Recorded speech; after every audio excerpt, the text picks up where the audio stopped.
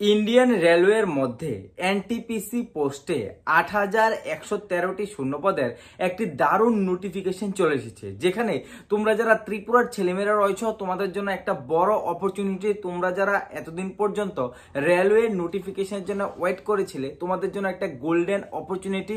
অবশ্যই তোমরা এই ভিডিওটা মিস করবে না। তোমরা যারা ত্রিপুরার ছেলেমেয়েরা রয়েছে প্রত্যেকে কিন্তু এই পোস্টের জন্য এলিজিবল, এবং তোমাদের ভ্যাকেন্সি সংখ্যাও কিন্তু অনেকটাই বেশি রয়েছে।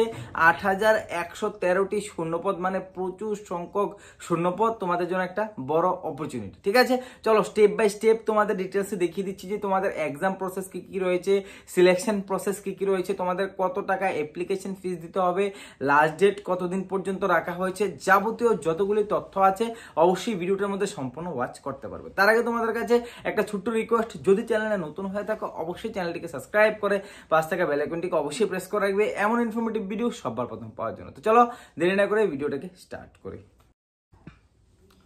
ভিডিওর স্ক্রিনে তোমরা পিডিএফটা দেখতে পাচ্ছ, এই পিডিএফ এর লিঙ্কটা আমি অবশ্যই ভিডিও ডিসক্রিপশনে এবং টেলিগ্রাম গ্রুপে দিয়ে দেবো।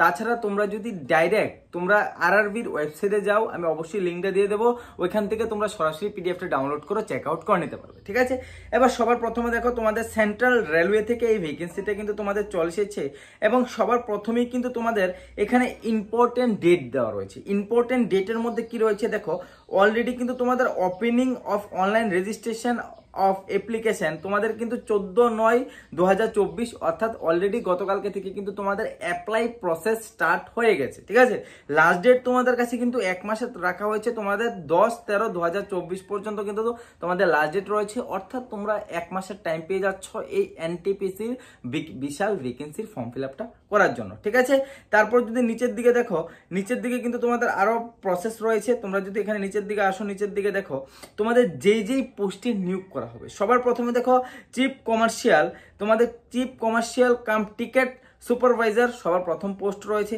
তারপর স্টেশন মাস্টার রয়েছে, তারপরে গোস্ট ট্রেন ম্যানেজার রয়েছে, senior account assistant cum typist রয়েছে, তারপর সিনিয়র ক্লার্ক কাম টাইপিস্ট রয়েছে। কিন্তু এই পোস্টগুলির মধ্যে কিন্তু তোমাদের নিয়োগ করা হবে। ঠিক আছে, এবং এই পোস্টগুলির মধ্যে তোমাদের কোন কোন পোস্টে কতগুলি ভ্যাকেন্সি রয়েছে এগুলিও কিন্তু এখানে দেওয়া রয়েছে। দেখো তোমাদের সবার প্রথমে যে পোস্টটা রয়েছে chief commercial cum ticket supervisor, এটা কিন্তু তোমাদের স্যালারি কিন্তু 35,400 টাকা শুধুমাত্র গ্রস স্যালারি। এটার সাথে কিন্তু আরো অনেক কিছু অ্যাড হবে, মানে তোমরা জয়নিং করার পর তোমরা কিন্তু 40,000 প্লাস তোমরা কিন্তু স্যালারি পাবে প্রত্যেকটা পোস্টের মধ্যে। কিন্তু আবার বলছি, তোমরা 40,000 প্লাস স্যালারি পাবে প্রত্যেকটা পোস্টের মধ্যে। ঠিক আছে, এটার মধ্যে কিন্তু তোমাদের 1,736টি ভ্যাকেন্সি রয়েছে।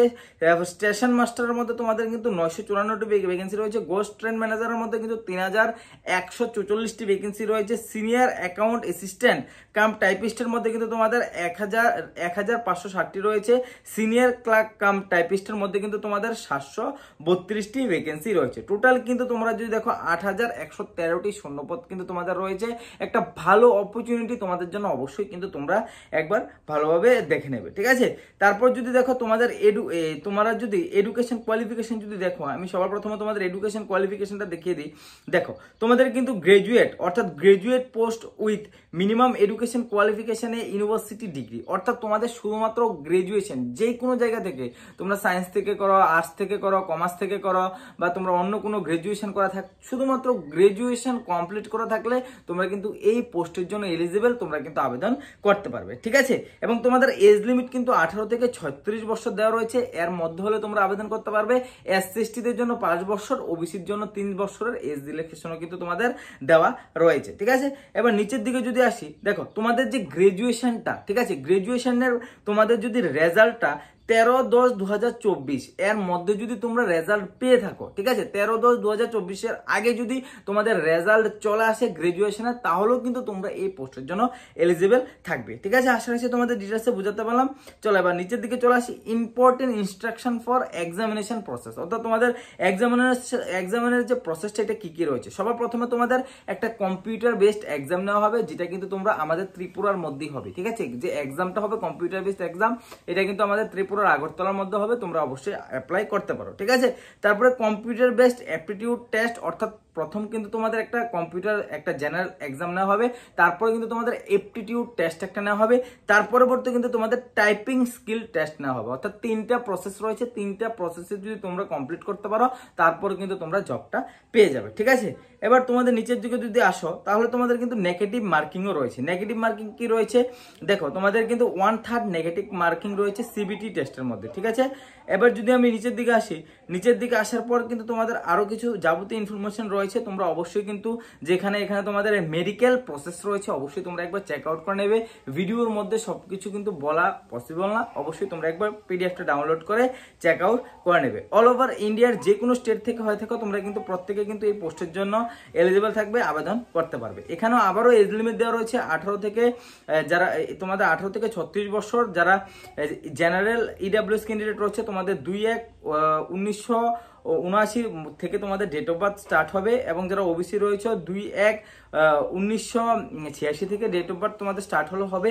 যারা এসসি রয়েছে 2/1/1984 থেকে তোমাদের হলেও কিন্তু হয়ে যাবে। ঠিক আছে, এটা তোমাদের এজ রেজিস্ট্রেশন দেওয়া রয়েছে, তোমরা অবশ্যই একবার চেক আউট করে নিতে পারো। এবার যদি দেখো তোমাদের application fees, form fill up করার সময় তোমাদের কত টাকা অ্যাপ্লিকেশন ফিস লাগবে।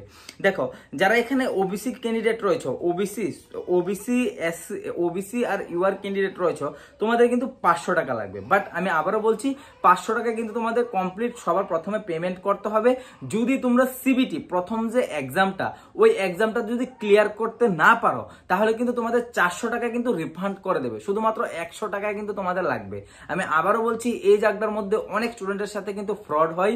আমি আবারও বলছি তোমরা যে দোকান থেকে ফর্ম ফিল আপ করতে যাবে ভুল করেও ওই দোকানের অ্যাকাউন্ট থেকে কোনোভাবে পেমেন্ট করবে না। ঠিক আছে, তোমাদের নিজেদের মোবাইল থেকে পেমেন্ট করবে, কারণ পরবর্তী সময়ে যে 400 টাকা, ওই 400 টাকা কিন্তু তুমি যেইভাবে পেমেন্ট করেছো ওই অ্যাকাউন্টে কিন্তু তোমাদের 400 টাকা রিফান্ড করে দেওয়া হবে। এখানে কিন্তু স্পষ্টভাবে রয়েছে তোমাদের 400 টাকা shall be refund due to deducting bank charge. অর্থাৎ তোমরা যে ব্যাংক থেকে কিন্তু এখানে বলা রয়েছে যে ব্যাংকের চার্জ একটু কাটবে, কাটার পর তোমাদের বাকি টাকাটা তোমাদের ব্যাংক অ্যাকাউন্টে চলে আসবে। বাট যে অ্যাকাউন্ট থেকে তোমরা পেমেন্ট করবে ওই অ্যাকাউন্টেই কিন্তু রিটার্ন 400 টাকা চলে আসবে। তাই অবশ্যই দোকানে যখন ফর্ম ফিল আপ করতে যাবে তুমি নিজের অ্যাকাউন্ট থেকে গুগল পে, ফোনপে দিয়ে তোমরা পেমেন্ট করবে। পরবর্তী সময়ে যদি তোমরা সিলেকশন না পাও তোমাদের 400 টাকা কিন্তু তোমার ব্যাংক অ্যাকাউন্টে চলে আসবে। ঠিক আছে, আর যারা এসসি এসটি রয়েছে তোমাদের কোনো টাকাই লাগবে না, 250 টাকা প্রথমে দিতে হবে। যদি তোমরা সিলেকশন না পাও বা তোমরা প্রথম এক্সামটা ক্লিয়ার করতে না পারো তাহলে তোমাদের সবটা টাকাই কিন্তু তোমাদের ব্যাংক অ্যাকাউন্টের মধ্যে চলে আসবে। ঠিক আছে, আশা করছি তোমাদের বোঝাতে পারলাম, তোমরা অবশ্যই এই জিনিসটা ভালোভাবে লক্ষ্য করবে। ঠিক আছে, এবার যদি নিচের দিকে আসি তোমাদের আরো অনেক ইনফরমেশন রয়েছে, তোমরা অবশ্যই পিডিএফটা ডাউনলোড করে একবার চেক আউট করে নিতে পারো। তোমাদের এক্সামের সিলেবাস, টপিক সবকিছু দেওয়া রয়েছে, অবশ্যই তোমরা একবার চেক আউট করতে পারো। যদি কোনো কনফিউশন থাকে বা কিছু জানার থাকে অবশ্যই ভিডিওর কমেন্ট সেকশনে কমেন্ট করতে পারো। তাছাড়া তোমরা অবশ্যই কিন্তু যোগাযোগ করতে পারো। ঠিক আছে, আজকের জন্য এতটুকু রাখলাম। জয় হিন্দ, বন্দে মাতরম।